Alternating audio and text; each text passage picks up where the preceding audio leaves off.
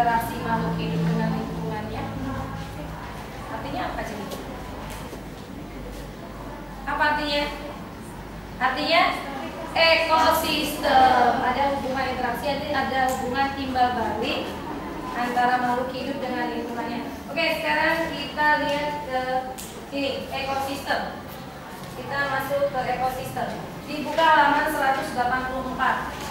Sebelum kita masuk ke ekosistem, tadi sudah dikatakan bahwa pengertian lingkungan adalah segala sesuatu yang berada di luar individu. Sekarang kita lihat ekosistem di sini. Ekosistem, ekologi adalah ilmu mempelajari baik baik interaksi antara makhluk hidup maupun interaksi antara makhluk hidup dengan lingkungannya. Yang di belakang kelihatan jelas bacanya sampai ke topografi. Ajar, jelas. Coba dibaca baris terakhir.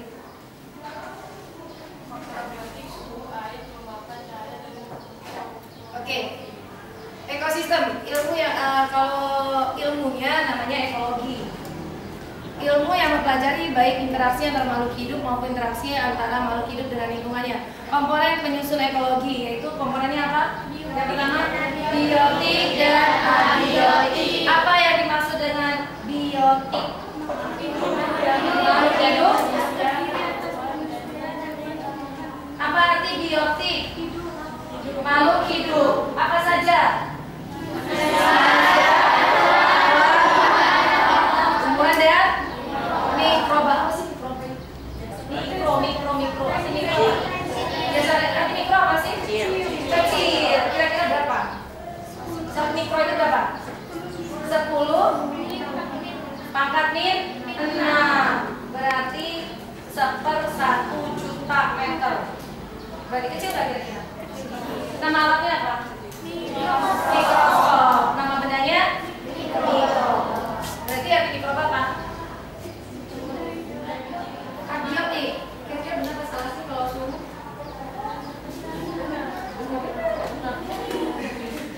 Apa yang dimaksud dengan unsur biotik? Apa aja yang terdapat dalam unsur biotik?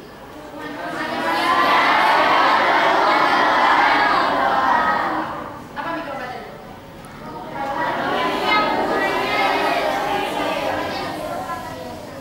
Besarnya berapa? 1/8 sama apa? Meter. Gerak lah, Milimeter ya. Berarti sama kecil. Kira-kira bisa nggak kamu lihat? Nggak. Akan menggunakan alat apa? Oke. Nah sekarang kita lanjutkan. Faktor biotik adalah faktor hidup yang meliputi semua dari makhluk hidup di bumi, baik tumbuhan maupun hewan. Dalam ekosistem, tumbuhan berperan sebagai produsen. Bang? Oke, berperan sebagai konsumen dan mikroorganisme berperan sebagai dekomposer. Pemurai. Oke, faktor biotik juga meliputi tingkatan organisme yang meliputi individu, populasi, komunitas, ekosistem dan biosfer. Tingkatan organisme makhluk hidup tersebut dalam ekosistem akan saling berinteraksi. Apa tadi yang interaksi? Ya, yang akan mempengaruhi membentuk suatu sistem yang menunjukkan kesatuan. Nah, ini tingkatan organisme. Sel itu apa ya? Bagian terkecil dari makhluk hidup. Oke, individu. Siapa di situ? Ada siapa? Anjing siapa yang lepas di sini? Kemudian ada populasi. Ada berapa di situ? 3. Berarti arti populasi apa? Makhluk kelompok. Oke. Kemudian ada komunitas. Di situ ada siapa aja? Ada anjing, tetapi ada tikus. Kemudian ada siapa lagi? Kok tikusnya main ya? Kemudian ada ekosistem. Ekosistem itu ada apa aja di situ? Ada unsur biotik dan abiotik. Kemudian selanjutnya komunitas. Merupakan kumpulan dari populasi yang hidup dalam satu waktu dan daerah tertentu yang saling berinteraksi dan mempengaruhi satu sama lain. Memiliki derajat keterpaduan yang lebih kompleks bila dibandingkan dengan individu dan populasi. Dalam komunitas, semua organisme merupakan bagian dari komunitas dan antara komponen saling berhubungan melalui keanekaragaman interaksi. Jadi arti komunitas itu saling adanya ketergantungan, keterikatan, dan interaksi satu sama lain. Itu komunitas. Di dalam komunitas itu ada namanya komponen-komponen tertentu. Komponen itu ya merupakan kumpulan dari populasi. Antara komunitas dan lingkungannya selalu terjadi interaksi yang hanya bisa dilihat dengan menggunakan mikroskop. Kalau yang sebelah kanan atas, ular hidup atau mati dia ya? Hidup. Berarti dia biotik atau abiotik? Biotik. Contohnya biotik ya. Kemudian yang di bawah adalah jamur. Kemudian ada apa? Yang di bawah kanan ada berapa?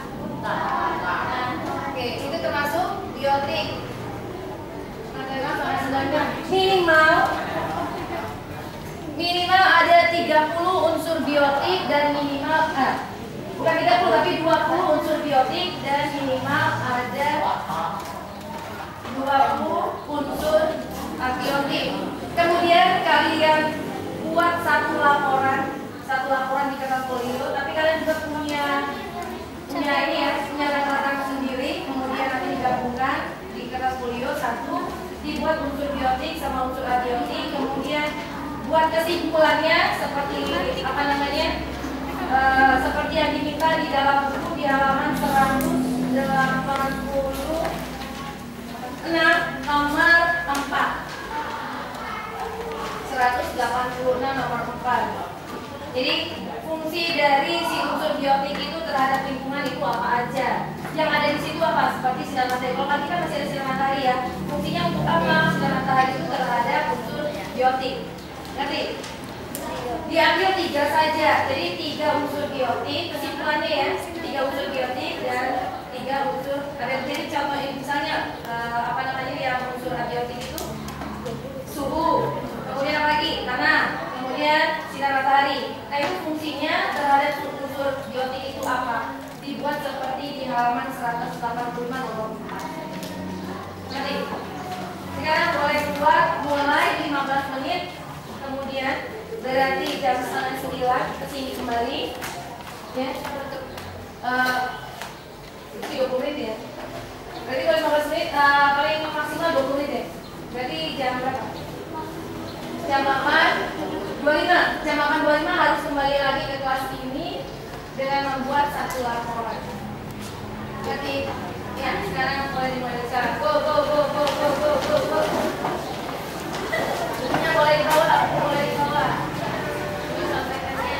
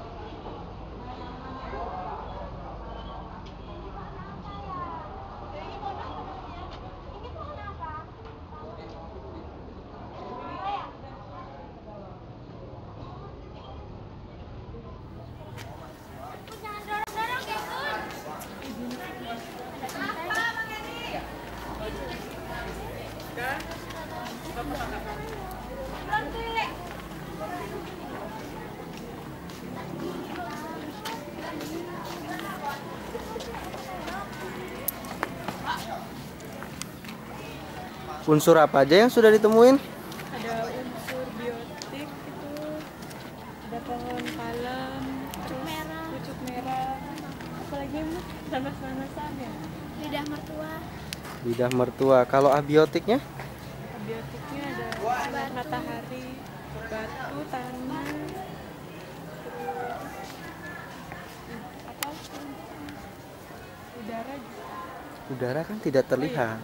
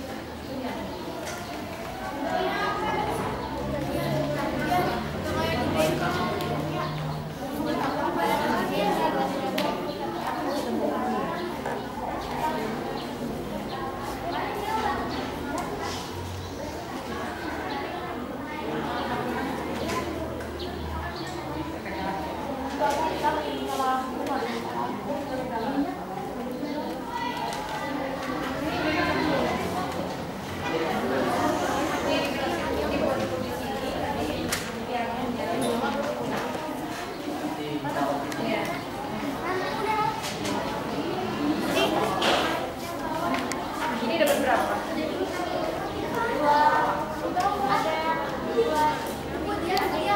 Ya.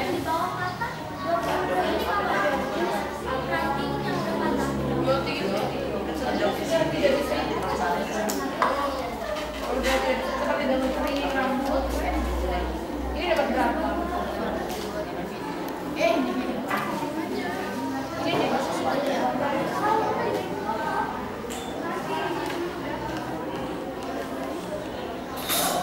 Ini harga ini aja.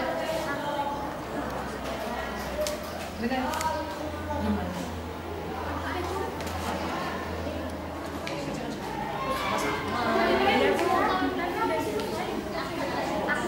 Di sini disalib jadi satu laporan. Ini nanti jadi satu-satu. Salib ya, salib. Nah yang ini disalib di buku catatan kalian. Iya, kesimpulan akhirnya keterkaitan coba. Makanya dibuat juga yang nomor 4 yang ada di buku itu dibuat. Kan ada yang tulis, ada dibuat. Enggak, ini dulu, baru yang nomor 4. Iya, makanya yang lainnya benar biar cepat dibuat yang nomor 4. Apa sih soal nomor 4 itu? Di buku yang di halaman berapa? Halaman 186.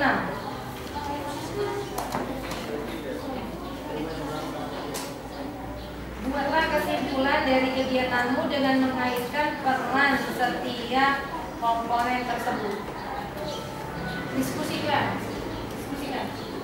Ini, ya. Yang nomor 6 itu didiskusikan.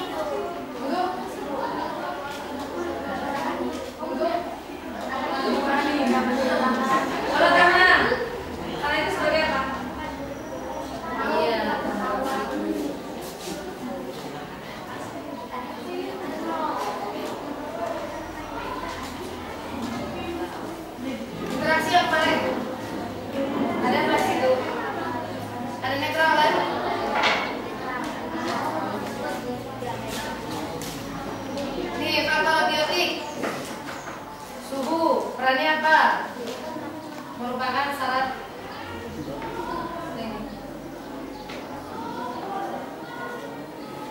itu perannya yang ada di halaman ya.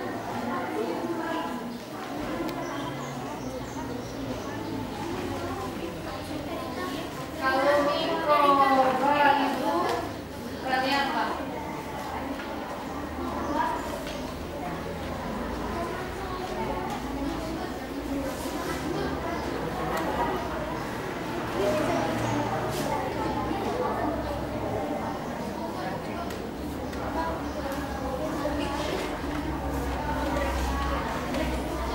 Dekomposer.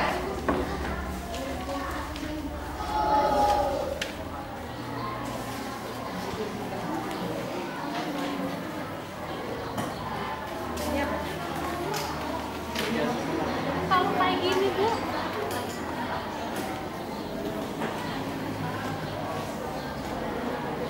Iya. langsung buat gini nggak apa-apa. Iya. Jadi berarti tidak ada air dengan di sini cahaya matahari dengan tumbuhan. Air dengan tumbuhan.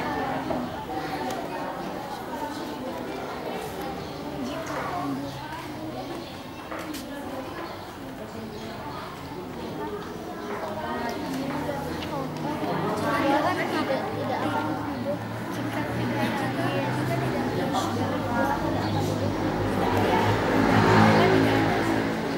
Kelompok 4 perkenalkan diri dulu, namanya siapa? Assalamualaikum warahmatullahi wabarakatuh. Waalaikumsalam warahmatullahi wabarakatuh.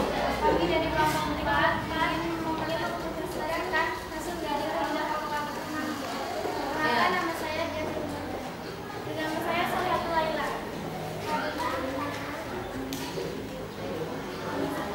Apakah yang dimaksud dengan lingkungan adalah sesuatu yang ada di luar individu? Apakah yang dimaksud dengan ekosistem dan ekologi? Ekosistem adalah kesatuan yang hidup dengan lingkungannya yang berhubungan dengan lingkungan. Sedangkan yang disebut ekologi adalah ilmu yang mempelajari dalam ekosistem manusia. Ya, lihat ya temannya. Sebutkan 3 unsur biotik dan abiotik. Biotik itu terdiri dari manusia, hewan, dan tumbuhan. Sedangkan abiotik sinar matahari, tanah, dan air. Cahaya matahari. Cahaya matahari berperan sangat penting bagi makhluk hidup. Sinar matahari dapat digunakan sebagai sumber energi di bumi yang berperan sebagai sumber penerangan, membantu fotosintesis, mengubah cahaya matahari menjadi zat kimia dalam bentuk puasa. Suhu berperan sangat penting bagi makhluk hidup. Suhu dapat digunakan sebagai proses fotosintesis, membantu proses pernapasan, menghirup O2 dan mengeluarkan CO2. Proses respirasi, suatu proses pembebasan energi yang tersimpan di dalam tubuh. Tanah.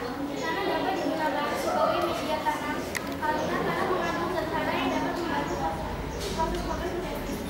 Dan setelah zat hara plus CO2 dan sinar matahari akan menjadi glukosa yang akan digunakan untuk hidup dan berkembang. Kasih aplaus untuk kelompok 4. Sekian dari kami. Assalamualaikum warahmatullahi wabarakatuh. Inilah dari kelompok 1. Assalamualaikum warahmatullahi wabarakatuh. Waalaikumsalam.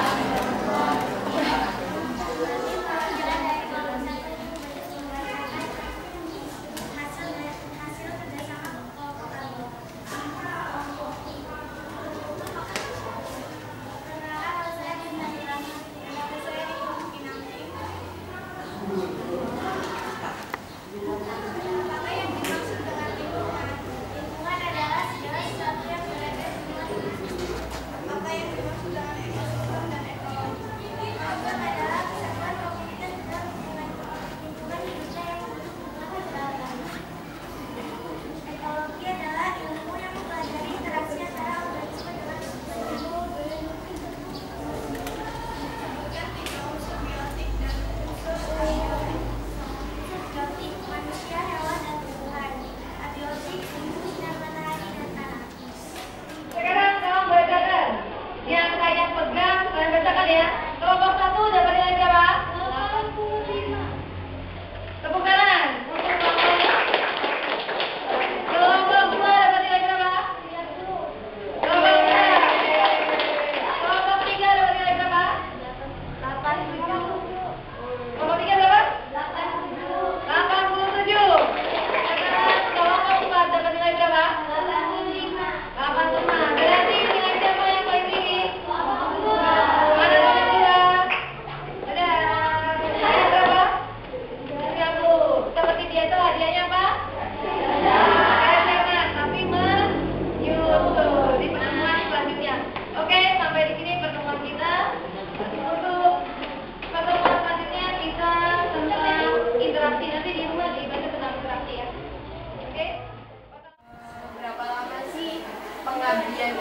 sebagai guru mata pelajaran IPA?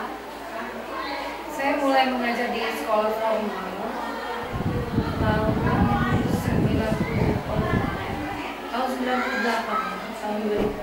1998, tapi di SMP swasta. Kalau diangkat PNS tahun 2000, tahun 2000. Langsung di sekolahan Pertamanya di SMP 2 Teginanang. Pindah sini tahun 2000.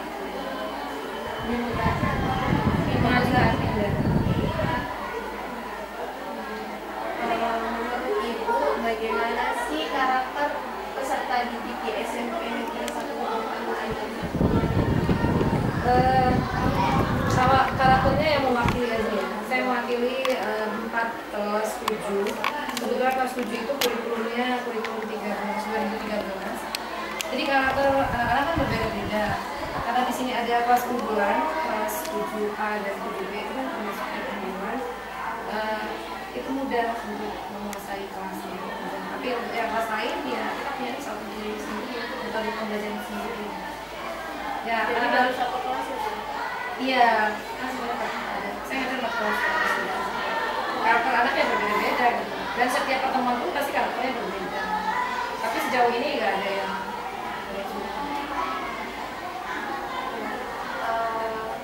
Lalu apakah dalam pembelajaran itu Ibu masih terpisah-pisah kan IPA dulunya itu masih biologi fisika ya Bu ya. Nah saat ini kan sudah gabung jadi IPA terpadu. Apakah saat pembelajaran yang Ibu ajarkan di kelas itu sudah gabung IPA terpadu atau masih terpisah-pisah?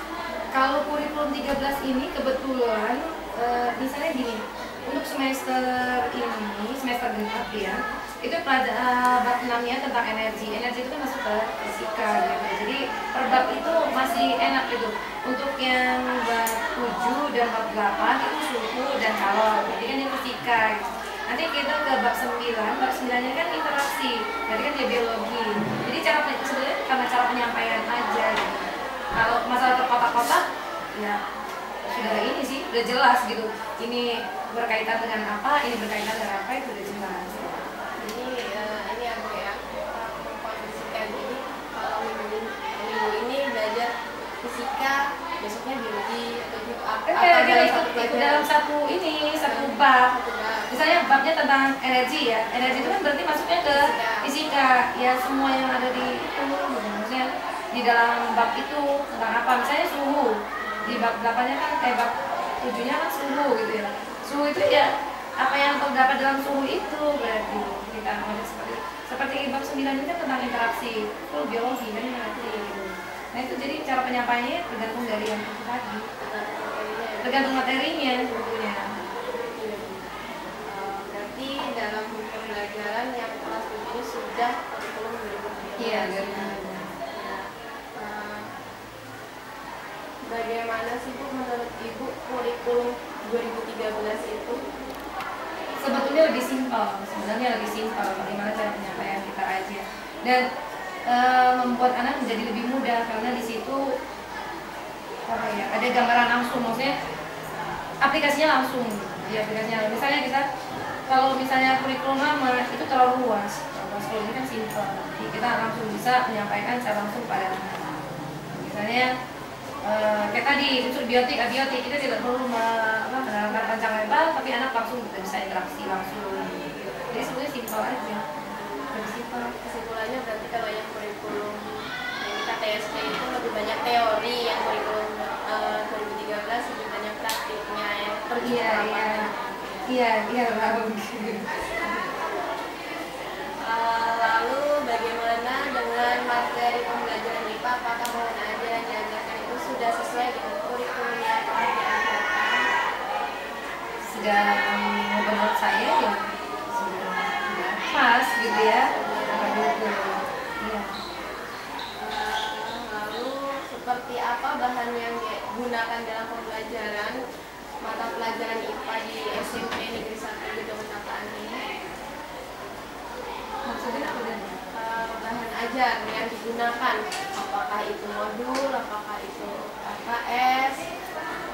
Karena gini, kurikulum 13 kan baru tahun ini ya, baru tahun ini. Dan kami pun punya namanya MGMP di sekolah, satu guru untuk kurikulum untuk guru IPA. Gitu.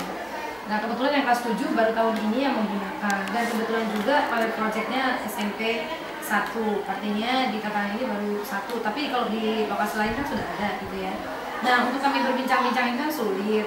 Nah jadi salah satu caranya yang terdekat adalah berkomunikasi langsung dengan guru-guru yang dikirim untuk ikut pelatihan waktu kurikulum 13 Madia. Kami sharing gitu. Jadi mereka kan dapat dari sana ya, dapat modul atau dapat contoh RPP gitu seperti itu. Ya kami tinggal berdiskusi aja dengan guru-guru itu gitu. Nanti bulannya seperti ini, kira-kira bagusnya seperti ini, nah ya seperti itu. Karena untuk sharing dengan yang lain kan belum, karena kami kan pilot projectnya. Lalu apakah dengan menggunakan bahan ajar itu dapat meningkatkan hasil belajar peserta didik? Ini yang baru terungkap itu kan baru 1 semester ya.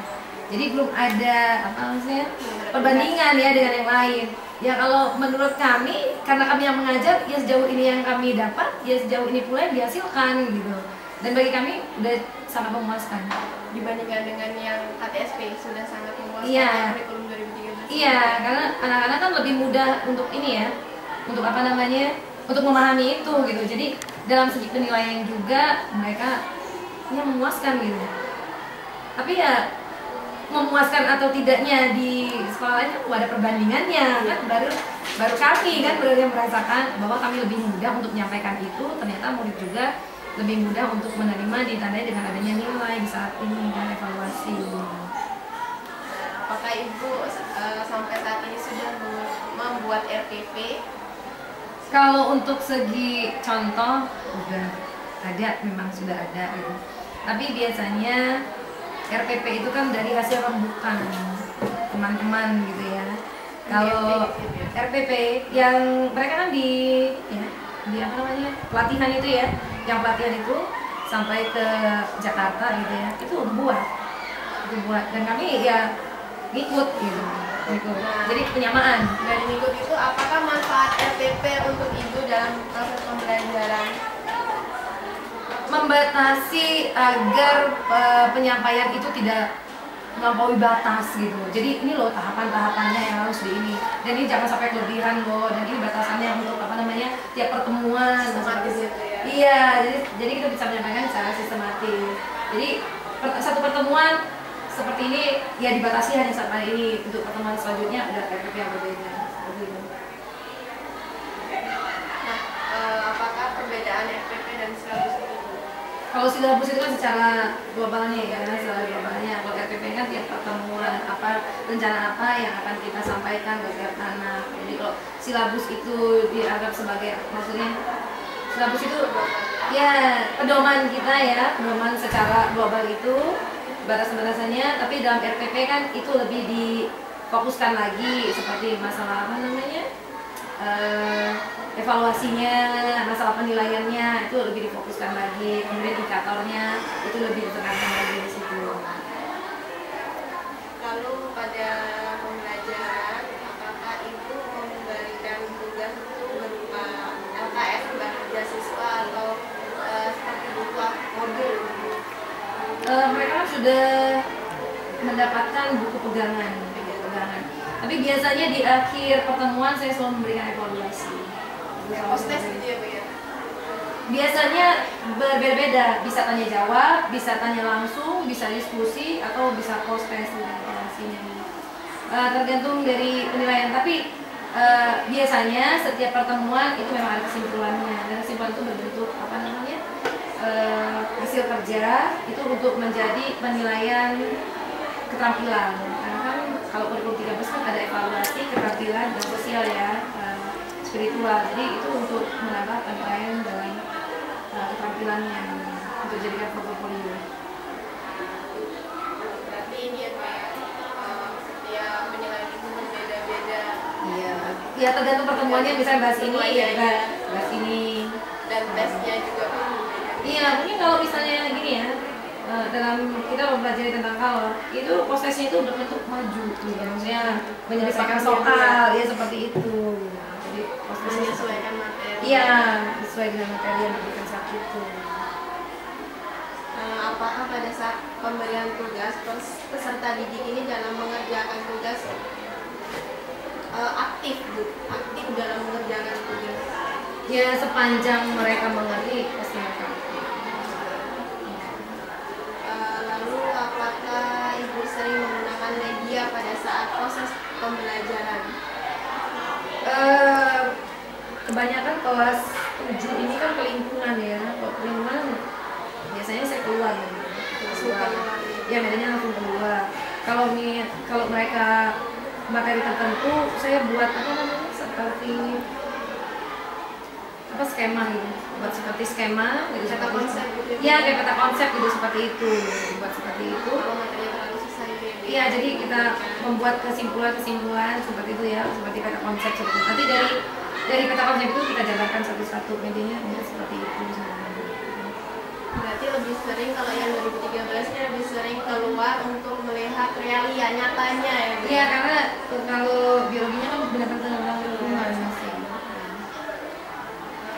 Lalu menurut Ibu media apa yang sesuai dengan pembelajaran mata pelajaran IPA ini? Media berarti alat bantu ya. Alat bantunya ya seperti tadi, dia menggunakan LCD, ya peta konsep, pelingkungan langsung, ya seperti itu. Selain itu Bu, apakah cetak atau Kalau ini kemarin sempat menggunakan PH, berarti menggunakan apa namanya? Kertas lakmus, kemudian kemarin membuat alat sederhana untuk penyaringan, kemudian memperkenalkan bagaimana menghitung apa namanya besaran, ya seperti itu. Kemudian termometer itu karena di sini ada, jadi bisa diperlihatkan gitu. Iya bisa diperlihatkan, ya betul-betul termometer kan ini termometer seperti ini, seperti itu bisa diperlihatkan. Kalau ada diperlihatkan, kalau seandainya tidak ada, biasanya saya itu print out ya diperlihatkan gitu ke anak, ini seperti ini loh gitu. Atau saya cari ke internet, kemudian saya perlihatkan ini seperti ini, seperti itu biasanya. lalu apakah dengan menggunakan media tersebut ya tadi yang sudah Ibu jelaskan tadi banyak tadi itu peserta didik ini berperan aktif dalam berlangsungnya proses pembelajaran IPA? Ya sejauh itu ya dia berperan. Paling enggak mereka bertanya kan, tujuan kita kan untuk menggali biar pengetahuan mereka kan ya biar pengetahuan mereka berjalan gitu, seperti itu. Selanjutnya bagaimana Ibu dalam memilih strategi atau metode pembelajaran? Apakah meningkatkan prestasi belajar peserta didik? Metode pembelajaran yang tepat untuk kurikulum 13 menurut saya ya, dan ini diskusi dari teman-teman juga, itu dengan metode pembelajaran dengan cara diskusi yang seperti itu, kemudian berkelompok kecil-kecil mereka diskusikan, kemudian setelah itu presentasi, memberi apa namanya aklus dan penilaian, jadi kita bisa menilai secara langsung keaktifan siswa di situ. Sejauh ini ya cukup membantu. Berarti metode yang dari dulu selalu diajarkan ya Bu ya, yaitu belajar secara konvensional yaitu diskusi kelas, lalu nanti diskusi kecil kelompok-kelompok, nanti lagi kelas tanya jawab gitu ya. Kadang tergantung dari ininya juga ya, tergantung dari apa namanya pokok bahasannya.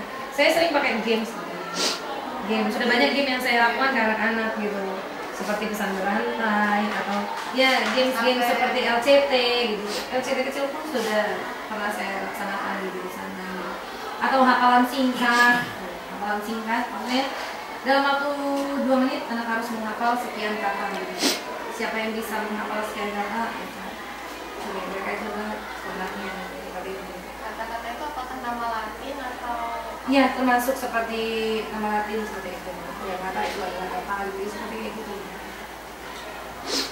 Kalau menurut Ibu, apakah peserta didik menyukai strategi atau metode pembelajaran yang Ibu terapkan dalam proses pembelajaran IPA ini?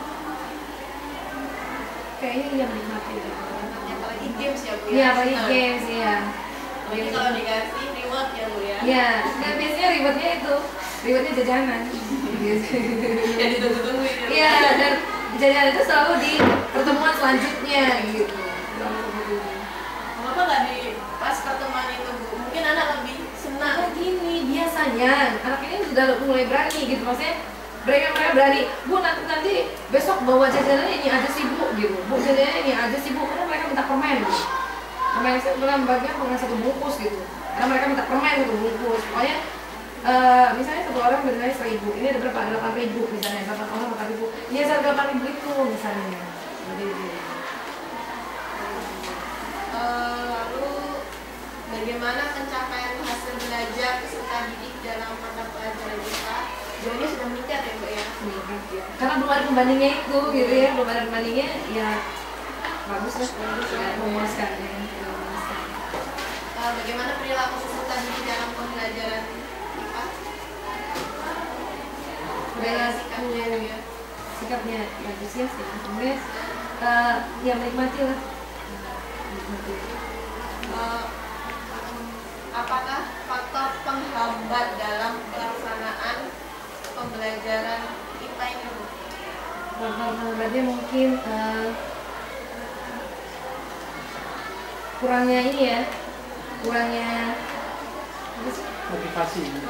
Ya masih kurang motivasi karena mereka baru pertama ya, mungkin belum ada contoh yang lain gitu, bentuk soalnya pun belum ada gitu. Kami kan harus membuat sendiri soal semesteran misalnya, jadi belum ada contoh dari sekolah-sekolah lain, buku-buku lain pun belum ada. Sebagai patokan Ya, Bu, ya? patokan pegangan mereka hanya buku yang dari dinas gitu, dari pemerintahan, jadi seperti itu. Untuk buku-buku yang lain kan pegangan yang lain belum ada. Mungkin itu saja yang dapat saya tanyakan.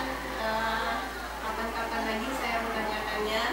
Kalau ada kesempatan kami datang lagi untuk berdiskusi lagi, untuk belajar lagi dengan ini ya Bu ya. Saya akhiri, wabillahi taufiq wal hidayah. Wassalamualaikum warahmatullahi wabarakatuh. Waalaikumsalam. Waalaikumsalam.